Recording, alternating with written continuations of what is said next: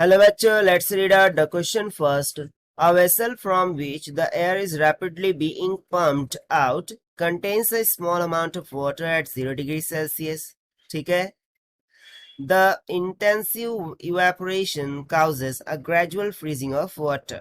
यानी कि सिंपली बोल रहा है कि एक वेसल है, उसमें से एयर रैपिडली पम्प्ड आउट करती है, यानी कि पास होती है. ठीक है, किसमें? एक वाटर के लिए जो कि 0 डिग्री सेल्सियस पर है.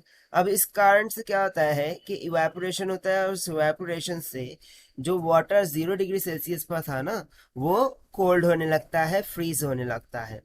सो बोल रहा है what part of the original amount of water can be converted into ice by this method. So इस मेथड के जरिए कितना आइस फ्रीज किया जा सकता है. ठीक है. Given that latent heat of fusion of ice is 80 calorie per gram and heat of evaporation of water at 0 degree Celsius is 580 calories per gram. ठीक है. तो चलिए हम स्टार्ट करते हैं यहाँ सोल्यूशन से. But before of that let us talk about the key concept which we are going to use here for this question. So basically यहाँ पर हीट का ट्रांसफर हो रहा है, ऐसा कुछ होते हुए दिखाई दे रहा है, राइट. सो हम हीट ट्रांसफर का फॉर्मूला यूज कर लेंगे. M Q is equal to M C delta T. ये तो उस केस में होगा जब टेम्परेचर चेंज हो रहा होगा.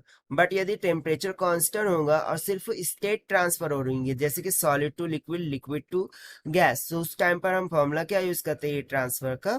Q is equal to M into L, जहां पर एल हो गई इसकी लैटेंट हीट ऑफ फ्यूजन हो सकती है या फिर इवेपोरेशन हो सकती है. Now if you see that the term C here, so C किसको इंडिकेट कर रही है? Specific heat capacity of substance को, और delta T change in temperature. ठीक है. तो चलिए इस की कॉन्सेप्ट का यूज करते हुए हम सोल्यूशन से स्टार्ट करते हैं. तो सबसे पहले तो सिचुएशन क्या है हम उसे अंडरस्टैंड कर लेते हैं. लेट्स सपोज कि ये कोई कंटेनर है. मैं मान लिया ये कोई कंटेनर बॉक्स है, राइट. इसमें कुछ वाटर ऐसे फिल भरा हुआ है जो कि 0 डिग्री सेल्सियस पर है. ठीक है. ये जो भी वाटर है ये कितने पर है? 0 डिग्री सेल्सियस पर. अब एक स्टीम के जरिए, ठीक है, सॉरी एक वेसल के जरिए एयर इसमें पास होती है. सो यानी कि यहाँ पर क्या आ रही है? एयर आ रही है. अब उस एयर के कारण से ये जो वाटर है वो आइस में कन्वर्ट किया जा रहा है. ठीक है. सो जितना भी आइस यहाँ पर कन्वर्ट हो रहा है, ठीक है, लेट से जो भी आइस यहाँ पर कन्वर्जन हो रहा है, सो वो आइस की अमाउंट कितना होगा या फिर कितना पार्ट ऑफ वाटर आइस में कन्वर्ट हो रहा है, वही तो हमें यहाँ पर कैलकुलेट करना है. ठीक है. सो उसके लिए मैं सपोज कर लेता हूँ कि initially x amount of water इसमें था. ठीक है. कितना वाटर था? एक्स अमाउंट ऑफ वाटर था.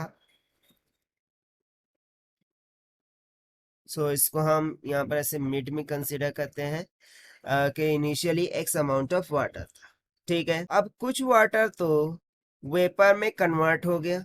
Let's say y amount of water vapour में कन्वर्ट हो गया, या फिर y हिट लेकर वेपर में कन्वर्ट हो गया.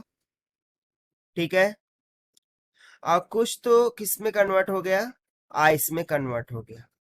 सो बेसिकली ये x अमाउंट था, उसमें से y वेपर में कन्वर्ट हो गया. सो जो बचा वो क्या हो जाएगा? x minus of y. और ये x माइनस ऑफ y जो भी वाटर है वो आइस में कन्वर्ट हुआ है. ठीक है. सो बेसिकली जब वाटर वेपर में कन्वर्ट होगा, यानी कि liquid to water state change हो रही है, सो उस टाइम पर हम क्या फॉर्मूला यूज कर लेते हैं?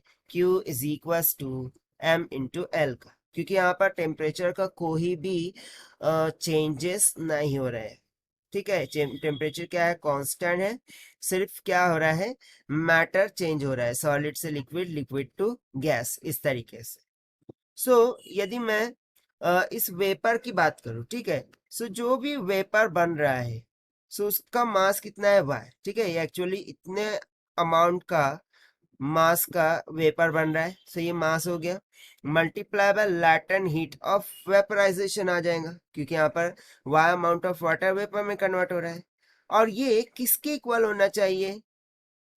x minus Y amount of ice, यानी कि x minus Y of water क्या बन रहा है? आइस के इक्वल. और इसकी लैटेंट हीट क्या हो जाएंगी? Latent heat of fusion. ठीक है. ये इसके इक्वल होना चाहिए. बस अब हम यहाँ से हम रिलेशन फाइंड कर लेते हैं. x minus Y latent heat of fusion कितना गिवन है? देखिए 80. This is equal to y into latent heat of vaporization. So vaporization यहाँ पर हमें दी है, गिवन है 580, ठीक है, 0 से 0 cancel.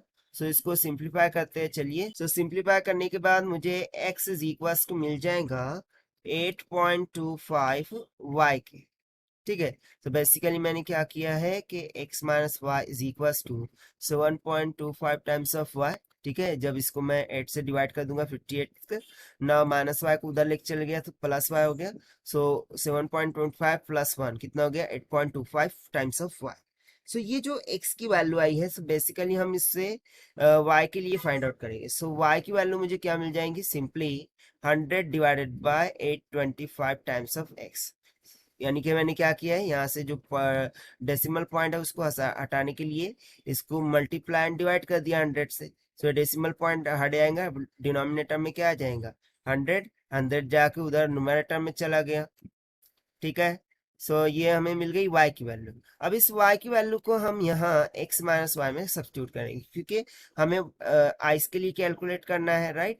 So x minus Y it will be equals to x minus of 100 divided by 825 times of x, it will becomes out 825 minus of 100 times of x divided by 825। सो ये कितना आ जाएगा, 725 बाय 825 टाइम्स ऑफ x। यानी कि इतना amount of water क्या बना है, ice बना है, ठीक है, किसके, x से। अब हमें फाइंड क्या करना था कि कितने पार्ट ओरिजिनल पार्ट का, ठीक है, कितना part of the original amount of water can be converted. So original part of ice, sorry water कितना था, x, उसमें से कितने का आइस बन चुका है, 725 बाय 825 टाइम्स ऑफ x। सो यदि मैं इसका परसेंटेज रेट निकाल लूं, सो मुझे सिंपली आंसर मिल जाएगा। That is, here I will say percentage of ice. So ये कितना हो जाएगा, this will be equals to 725 by 825 x, और टोटल वाटर कितना था x, मल्टीप्लाई कर देंगे इसको 100 से ताकि परसेंटेज भी कैलकुलेट हो जाए। सो यहाँ से मुझे कितना मिल जाएगा, देखिए x से x कैंसिल, ये हो जाएगा 725 बाय 825 मल्टीप्लाई बाय 100, इसको डिवाइड कर दीजिए। सो आपको अप्रोक्सीमेटली ये मिल जाएगा 87.87%। यानी कि इतना अमाउंट ऑफ वाटर किस में कन्वर्ट हो चुका है, आइस में कन्वर्ट हो चुका है, इतने परसेंट ऑफ वाटर।